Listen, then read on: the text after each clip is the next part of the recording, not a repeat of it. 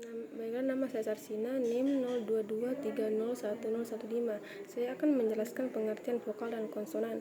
Vokal dan konsonan adalah dua jenis bunyi dalam bahasa.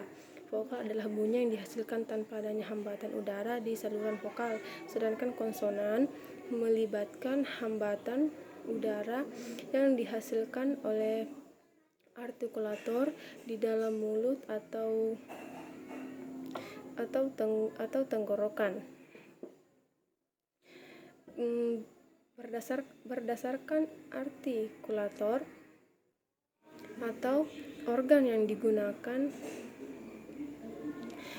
untuk menghasilkan bunyi dan titik artikulasi atau lokasi di mana hambatan terjadi, konsonan dapat diklasifikasikan sebagai berikut, yaitu bilabial dihasilkan dengan menyatukan kedua bibir, contoh P, B, dan M.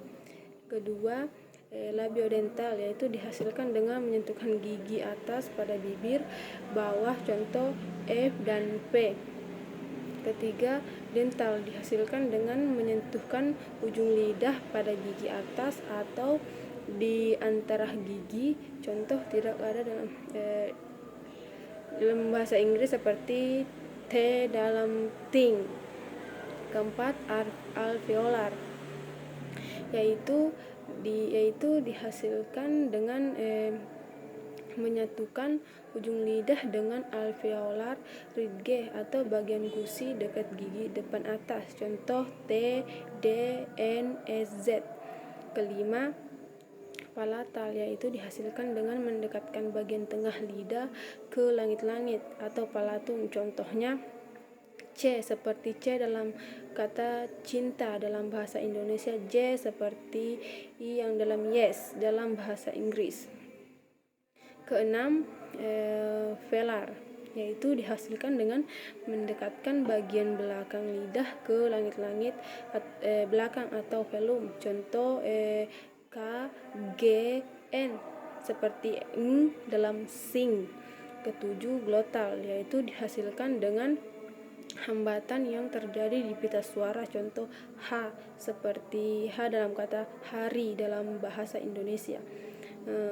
Vokal di sisi lain, tanpa adanya hambatan di saluran vokal, mereka dapat diklasifikasikan berdasarkan posisi lidah dan bibir saat diucapkan. Dalam bahasa Indonesia, vokal dapat diklasifikasikan sebagai berikut.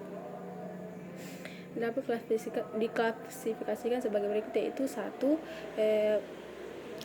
vokal tertutup, yaitu vokal ini dihasilkan dengan lidah mendekati langit-langit mulut sehingga membentuk saluran yang hampir tertutup. Contohnya adalah dalam huruf I dan U. I seperti I dalam mata. Untuk mengucapkannya, lidah diangkat dengan langit-langit dan bibir agak merapat. Dalam contoh huruf U seperti dalam kata kuku. Untuk mengucapkannya, bibir ditekuk ke depan dan lidah diangkat dekat dengan langit-langit. Kedua, vokal sedang, yaitu vokal ini dihasilkan dengan lidah sedikit lebih rendah daripada vokal tertutup, membuat mulut setengah terbuka. Contohnya adalah huruf S dan O. Seperti huruf E dalam meja. Untuk mengucapkannya, bibir sedikit merenggang dan lidah agak rendah di dalam mulut.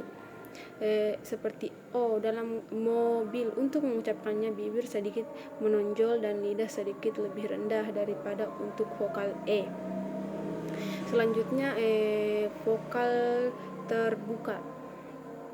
Vokal ini dihasilkan dengan membuka mulut lebih luas, contohnya A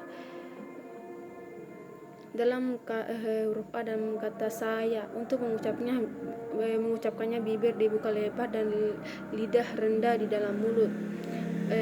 Baiklah, memahami klasifikasi vokal ini dapat membantu pelajar bahasa Indonesia dalam mengucapkan kata-kata dengan benar dan dapat memahami bagaimana posisi lidah dan bibir mempengaruhi suara yang dihasilkan. Dan mungkin itu saja yang dapat saya sampaikan, dan saya akhiri. Wabillahi taufiq wal hidayah. Wassalamualaikum warahmatullahi wabarakatuh.